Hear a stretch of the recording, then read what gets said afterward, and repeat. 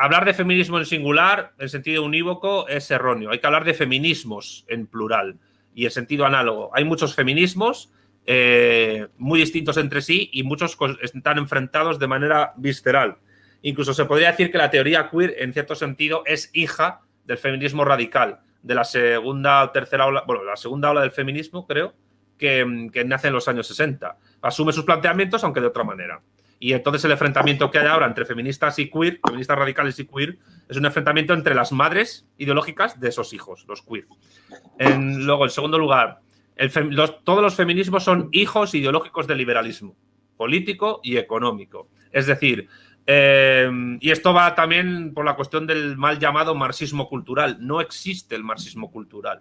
Lo que llaman muchos marxismo cultural no es más que liberalismo cultural llevado a sus últimas consecuencias. Individualismo a tope. Individualismo o sustitución de los grupos tradicionales de parentesco antropológico por otros nuevos que tienen que ver más con afinidades de consumo, etcétera, como tú has dicho. Entonces, ¿qué es lo que ocurre? Que evidentemente, aunque hay algunas feministas que se han acercado al marxismo, pues si tú lees a teóricas del marxismo tradicional, clásico, como Clara Zetkin, Alexandra Kollontai, Krupskaya o Rosa Luxemburgo, son absolutamente críticas con el feminismo. Tienen textos que son demoledores contra el mismo. Y la cuestión es que el feminismo, los feminismos, sobre todo el feminismo radical, son totalmente incompatibles con el marxismo porque las feministas radicales piensan que las mujeres son una clase social y que su medio de producción es su útero.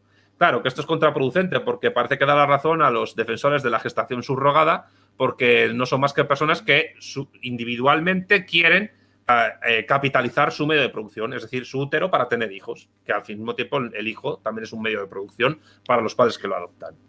Con lo cual, yo creo que sobre todo el feminismo radical, pero también el feminismo liberal, etcétera, son totalmente incompatibles con los postulados de la filosofía de Marx, del materialismo histórico.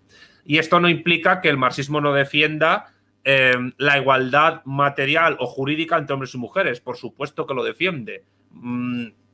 Pero, claro, el tema es que el feminismo radical actualmente, que es el hegemónico, en disputa con lo queer, a lo que aspira no es a construir el socialismo, a lo que aspira es a que el estado del bienestar capitalista le subvencione para vivir del mismo e implementar sus planteamientos estudiados en la universidad que básicamente van a la disolución de las unidades familiares tradicionales y no solo tradicionales, sino a nuevas unidades de parentesco familiar que han ido surgiendo en el siglo pasado, por ejemplo.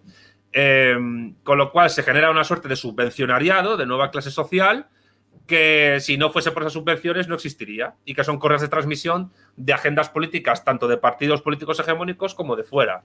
Así que a mí no me cabe más que rechazar el feminismo radical como planteamiento ideológico